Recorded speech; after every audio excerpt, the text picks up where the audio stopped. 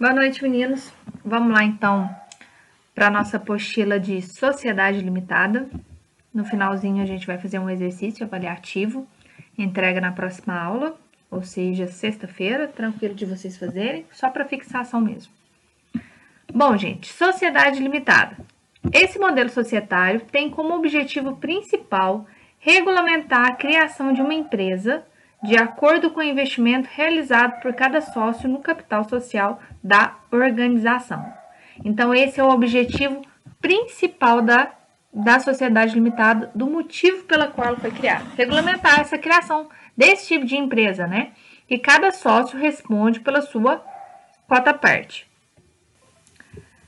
Até 2011, esse tipo de sociedade era constituído por 2 ou mais sócios igualmente responsáveis pelas porcentagens que correspondem ao investimento de cada um.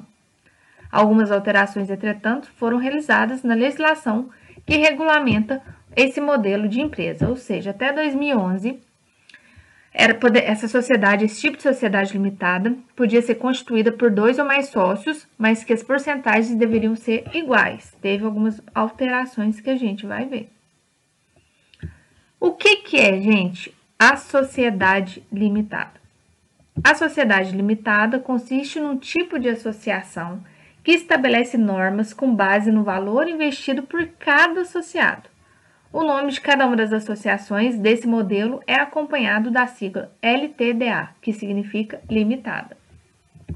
Então, toda vez que você vê no final do nome de uma empresa limitada, é porque ela é esse tipo empresário, é obrigatório colocar esse LTDA. Esse é um dos tipos de empresas predominantes no Brasil, ou seja, a maioria das empresas no Brasil são limitadas. E a sua base implica no contrato social. Sua origem está na responsabilidade limitada de companhias pertencentes a uma família e das sociedades anônimas. Esse formato de sociedade permite que a empresa tenha um administrador que não pertence ao quadro de sócios, desde que tenha consentimentos desses. Olha que legal. A constituição da limitada se dá através do contrato social. Essa responsabilidade é limitada, né? Tanto é que o nome já fala isso mesmo. E você pode ter um administrador de fora. Não necessariamente um dos sócios precisa ser administrador. Se todo mundo concordar, né, desde que todo mundo concorde, o administrador pode ser uma pessoa fora da sociedade. As sociedades desse modelo podem receber investimentos iguais de seus sócios. Também podem receber investimentos correspondentes à porcentagem que cada um possui da empresa. A finalidade é proteger o patrimônio de cada um em caso de falência, afastamento ou rompimento da parceria da empresa. Ou seja, o seu investimento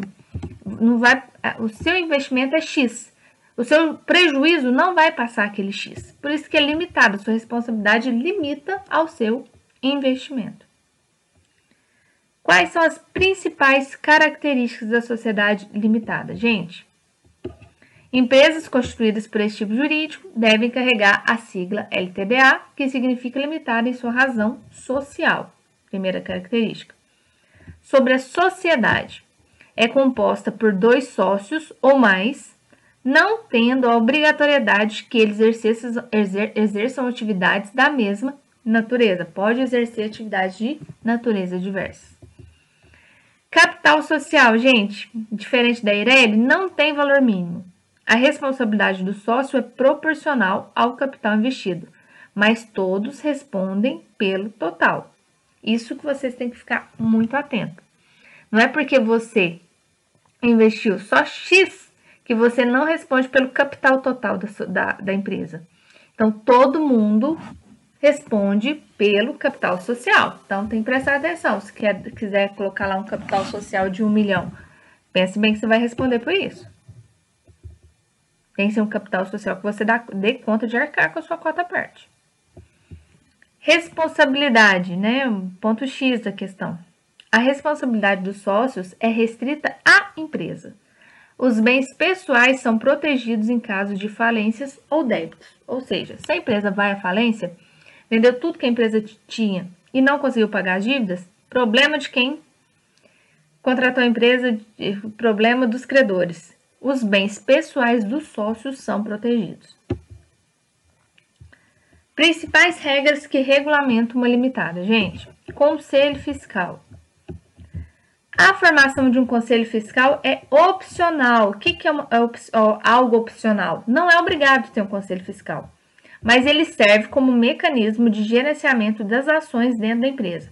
É uma forma de promover a integração entre visões dos diferentes sócios. Se um dia vocês tiverem uma empresa limitada, eu aconselho vocês terem um conselho fiscal. O conselho fiscal é um pouco chato, ele meio que aponta erro e tudo mais, mas é para o bem da empresa. Então, não é obrigatório ter, mas é muito importante que tenha.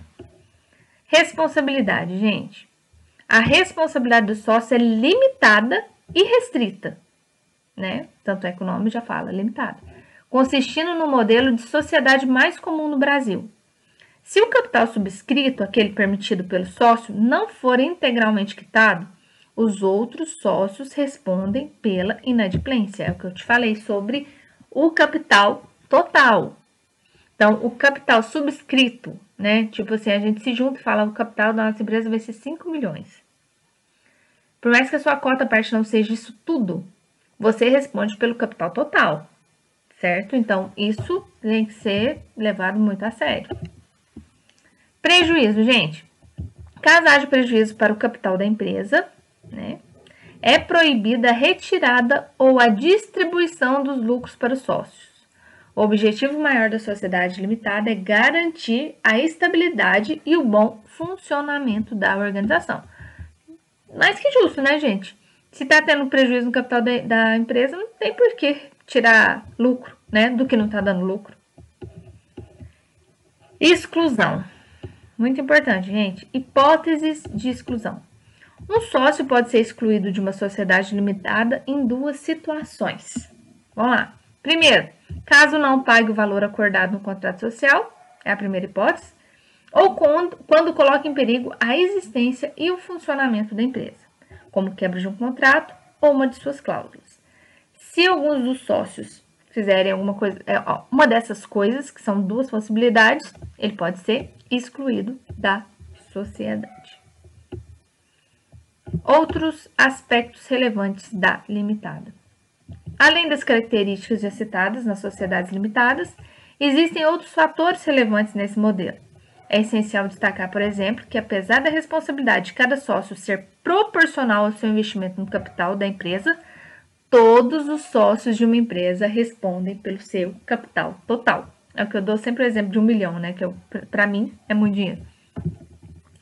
Um exemplo. Ou seja, em uma organização na qual um dos sócios investiu 100 mil e o segundo 5 mil, no caso de débitos com estados ou terceiras pessoas, ambos têm responsabilidade sobre o capital de 105 mil da sociedade limitada. Porque você pensa assim, não, eu investi só 5 mil, então qualquer coisa vai tirar 5 mil de mim. Não, responde pelo total. Sobre remuneração, capital e lucros da limitada. A remuneração de cada sócio, assim como as responsabilidades dentro da companhia, varia de acordo com o percentual de investimento que cada um realizou no capital social da empresa, né, gente? Quem investiu mais, ganha mais. O capital social da organização é subdividido em cotas, que podem ser ou não iguais, certo? Antigamente tinha que ser igual, agora pode ou não pode ser igual. Os sócios que decidem. O investimento efetuado por cada um. O investimento efetuado por cada um dos sócios que detém as cotas pode se dar mediante dinheiro ou outras formas de ativo, de modo que a concessão não é autorizada por meio de serviços prestados a empresas ou a algum dos seus sócios, tá? Pode ser imóvel, né? Pode ser outro tipo de coisa, mas prestação de serviço não. Tipo assim, eu vou entrar como sócio, mas a minha força de trabalho que vai ser a minha cota parte. Não pode. Desde que autorizados pelo acordo estabelecido no contrato social, é de responsabilidade dos sócios a reposição dos lucros e quantias retiradas do capital da empresa. O administrador contratado ou sócio responsável pela administração, lembra que eu te falei? Que eu falei para vocês que o administrador podia ser uma pessoa de fora ou caso um dos sócios queira também, né, ser responsável pela administração, serão igualmente designados no próprio contrato social ou em termo separado e deve cumprir seu papel mediante medidas legais impostas. Então, no ato da Constituição, lá no contrato social, vai falar Zezinho formado em administração, vai ser administrador. Fulano, sócio, vai responder pela administração, vai ficar lá especificado. O Conselho Federal consiste em um órgão opcional dentro da estrutura das sociedades limitadas, embora comumente encontrado nas sociedades anônimas. Sociedades anônimas são muito maiores, né, gente? Para multinacionais. Então, tem que ter esse conselho fiscal. Mas mesmo para limitada, eu acho importantíssimo ter esse conselho fiscal. Sócios que representam menos de 1/5 das ações da companhia pode eleger um administrador suplente para ter representatividade da minoria, né, gente? O contrato social pode exigir ainda mais a formação de um conselho fiscal e suplente, composto de 3 ou mais membros, sejam sócios ou não. Isso é opcional também. Ao final de cada exercício social, deverão ser elaboradas ao menos 3 demonstrações financeiras, né? Para a gente saber se de fato está dando lucro. Vou enviar a aula para vocês agora e um exercíciozinho avaliativo para a gente fechar nesse semestre, beleza? Beijo para vocês, qualquer dúvida eu tô aqui.